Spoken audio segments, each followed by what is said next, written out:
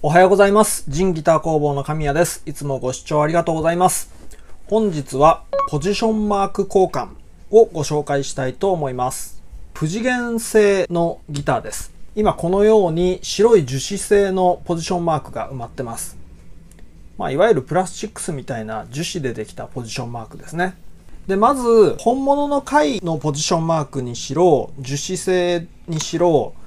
元のポジションマークを取り外す作業があります。で、このように、貝であろうと樹脂であろうと、ドリルで真ん中に穴を開けちゃいます。結構今回のポジションマークは、ものによっていろいろあるんですけれど、かなり厚めのポジションマークが埋まってましたね。穴を開けたら、よくドライバーのセットとかに入ってるこのような先端の尖った、千枚通しみたいなものですね。こういうもので徐々にこうやってほじくり出していって取り外します。本物の貝の場合はこの取り外す作業の前にハンダゴテで貝を熱してあげるんですよ。そうすると割と簡単にポロッと取れます。接着剤がこう軟化して簡単に取れますね。で、樹脂の場合はそういった熱を加えると、溶けてしまいますから、その技が使えないんですよ。一つ注意しなければいけないのは、このようにかなり厚いポジションマークが埋まってますと、指板材までペリって剥がれてしまう可能性があるんですよ。なので、そこが注意点ですね。慎重に反対側をやったら反対側をっていう感じで、片方側から無理くりこじ開けようとせず、徐々に全体を浮かしながら外すっていう感覚です。で、もしそれでもうまくいかない場合、かなり強固に接着されてる場合っていうのは、これ直径 6.35mm のポジションマークなんですけれど、うまくど真ん中に開ける自信があれば、だいたい 5.5mm とか、そのぐらいのドリルでボール板を使わなきゃいけないですけれど、ボール板を使って正確に真ん中に穴を開けてあげれば、残ったのは外周わずか 0.5mm とか 1mm ぐらいなので、簡単に取り外すことができますね。あとはその小さなドリルで何箇所も穴を開けたりとかしてほじくり出すっていう方法があります。今回は 6.35mm の直径です。4分の1インチサイズですね。ステマックのアバロン貝を使います。昔はステマックからも貝殻を買うことができたんですけれど、今は輸出禁止なのかな、買えなくなってます。で、ダイワマークさんでもアバロン貝は取り揃えてるんですけれど、ミリ規格なので 6.35mm っていうサイズがないんですよね。6mm か 6.5mm になります。6mm を使ってあげても 0.35mm ぐらいしか差がないのでいいとは思うんですけれど、今回の場合は 6.35mm ということで素材もありましたから同じサイズで交換します。アバロン貝を入れる前にまずマスキングです。マスキングテープは単純にベタベタっていう風に貼ってもいいんですけれど、様々なドリルを持ってるんであればこのようにですね、だいたい今回の場合は 7.5mm とかそのぐらいの太さのドリルですね。で、こんな感じでマスキングテープに穴を開けます。そうするとこんな感じでマスキングできてしまうんですね。で、次はアバロン貝を埋める前にアバロン貝の厚みをちゃんとチェックします。今回のステマックのアバロン貝っていうのはもともと埋まっていた樹脂製のポジションマークよりかなり薄いので、だいたいね 1.5mm とかそのぐらいだったんですよ。で、もともと埋まってた樹脂製のポジションマークの厚みっていうのが約 2mm ぐらいはありましたので、なんか下に底上げをしないといけないんですね。0.5mm のこのようなプラスチックスの板を丸くカットして下に敷いて、それで埋めていきます。元のポジションマークを取り外した後に樹脂の残りだとか接着剤の残りがありましたけれど、あれまで完全に取り除く必要はないです。ただし、接着剤を使う場合にかなりその空間の部分ができますから、そこに接着剤をしっかり充填さす必要はあります。アロンアルファは木工用のアロンアルファで中くらいの粘性のやつです。ほんの少しアバロン街の頭が出るかどうかは確認してますので、その段階でアバロン街の頭が完全に、埋まってしまうとダメです。必ずほんのわずかこう指で触った時に少しこう出っ張らせて埋める必要があります。で、後で出っ張った部分をヤスリで削っていきます。で、作業してるとわかるんですけれど、試しにアバロン街をセットするじゃないですか。で、セットしたはいいけれど、全然こう取れなくなっちゃうことがあるんですね。たまに。で、そういう場合は、カミソリの刃とかカッターナイフとか、そういったもので周囲にこう引っ掛けて取り出すと、うまく取り出すことができます。事前に今回は下に敷くものが 0.5 ミリの厚みでしたけれど、貝をかなり出っ張らせて埋めてしまいますと、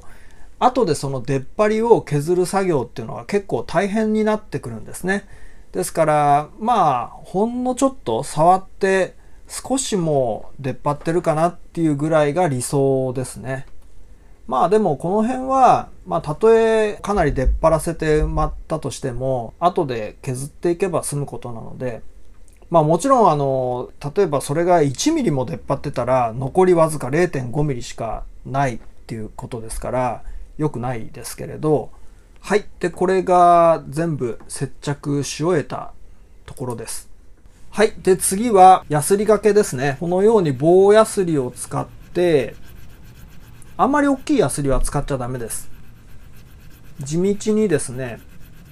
こうやって削っていきます。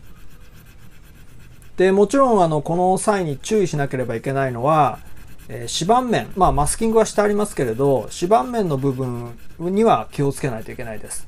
で、あと、ハイポジションになるにつれて、フレットがかなりこう迫ってきますから、フレットも傷つけないように気をつけないといけないですね。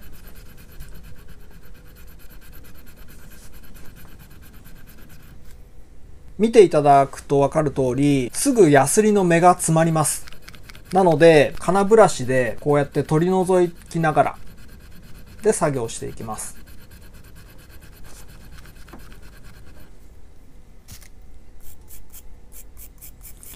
で、ある程度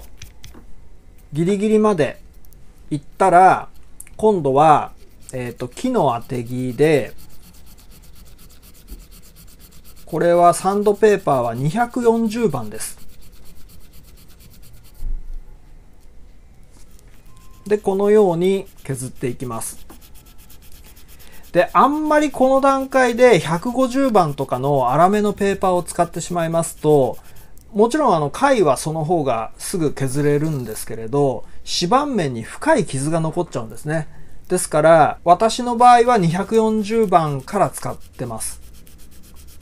ちょっと時間はかかるんですけれど、その方があんまり深い傷がつかないので安全ですね。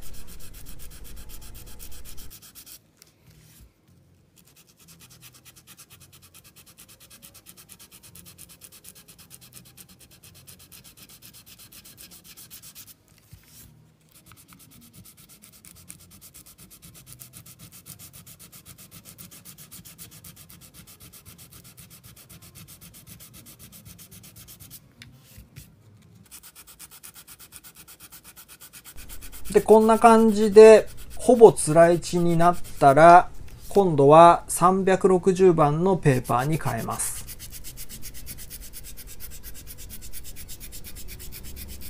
で、360番のペーパーに切り替えたら、今度は指板と平行方向に削っていきます。全体をこう360番のペーパーで擦るっていう感じですね。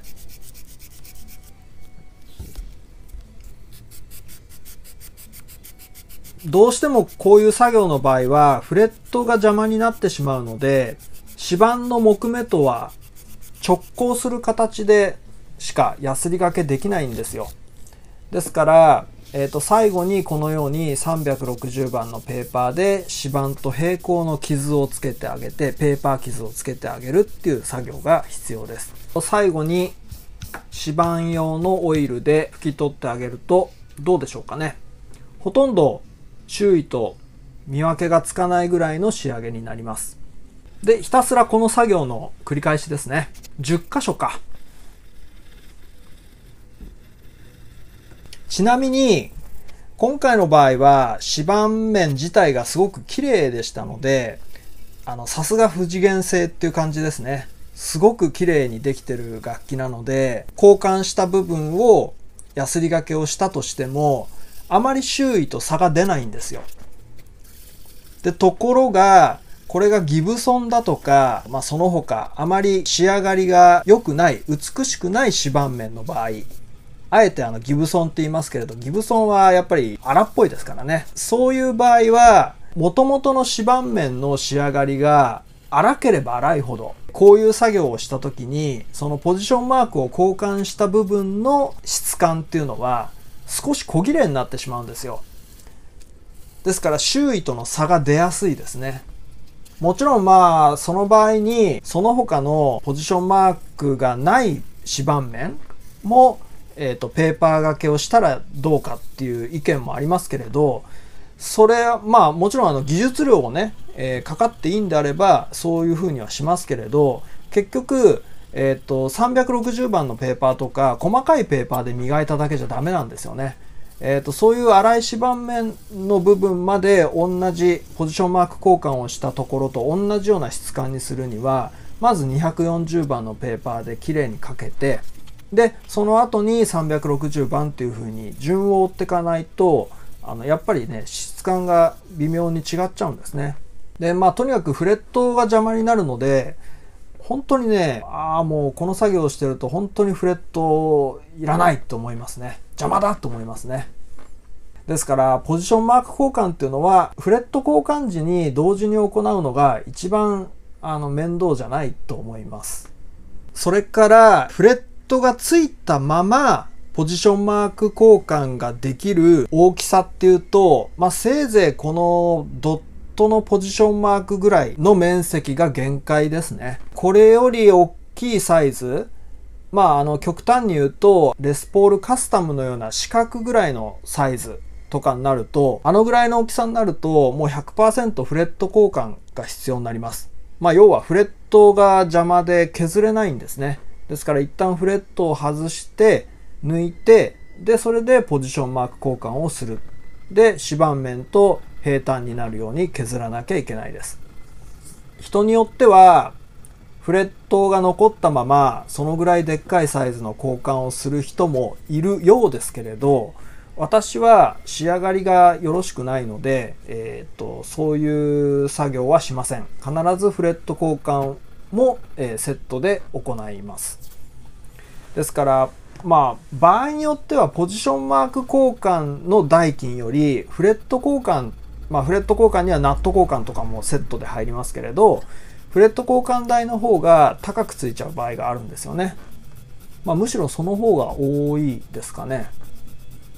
はい。で、そんなことを言ってる間にどんどんハイポジションに来ましたね。で、ハイポジションは慣れてなければフレットの部分にマスキングテープをして、でそれで作業してもいいと思います。ちょっとしたっていう感じでフレットに傷がつくこともありますので、私の場合はもう慣れてるので特にマスキングはせずにやってます。この作業の後に全てのフレットをきれいにしていきますので、ほんのちょっとしたねペーパーの擦り傷程度であればきれいになりますから大丈夫です。最終のポジションマークを削ってるところです。でもうこの辺になってくると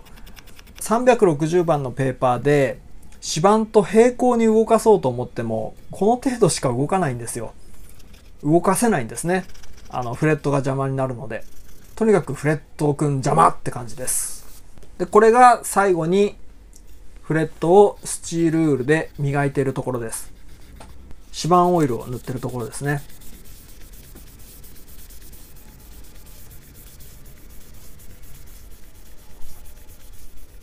はい。で、これで完成です。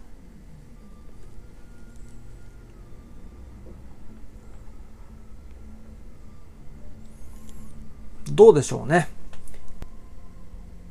小綺麗にできたと思います。で、この段階ではポジションマーク交換をした部分の指板面の質感っていうのが見比べるとわかるんですよ。ポジションマークしていないところの質感との違いが。ですけれど、先ほども言った通り、仕上げが綺麗な指板面だったので、引いていくうちに、今回このポジションマーク交換したところが、だんだんこう、引き込んでいくことによって、ちょっとツヤというか、周囲と同じ質感にすぐなってきますから、その辺は心配しなくて大丈夫です。はい、いかがでしたでしょうか。あんまり大きなサイズのものでなければ、比較的簡単にポジションマーク交換っていうのは可能ですね。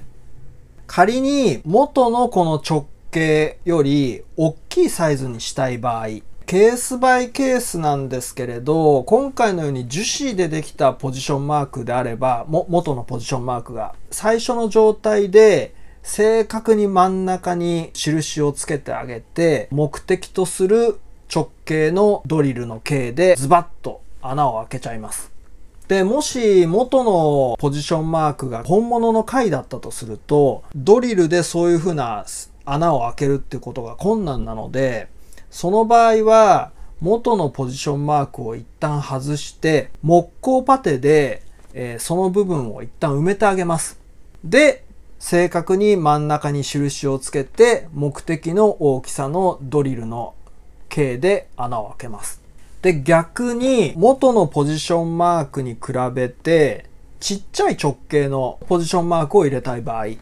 その場合は使う接着剤をエポキシ樹脂にして、ローズウッドであればローズウッド色になる粉を混ぜてローズウッドの色にしてあげる。エボニーだったら黒。正確に真ん中に位置させてから埋めます。いきなりエポキシ樹脂とかで埋めてしまうと前後左右に動く可能性がありますから、仮固定するぐらいの気持ちで軽く瞬間接着剤で正確に真ん中にこうセットしてあげるんですね。で、その後に隙間からエポキシ樹脂を流し込んでいくとずれませんので、位置が。そういうやり方をします。で、あと先ほど言った通り、四角いポジションマークとか、かなり面積が大きいポジションマークにしたい場合は、フレット交換もセットとして考えてください。絶対フレットが邪魔になって作業ができません。もうね、ほんとね、フレットは邪魔です。この作業の際に。はい。ということで、いかがでしたでしょうか。よろしければ高評価ボタンとチャンネル登録お願いします。それでは。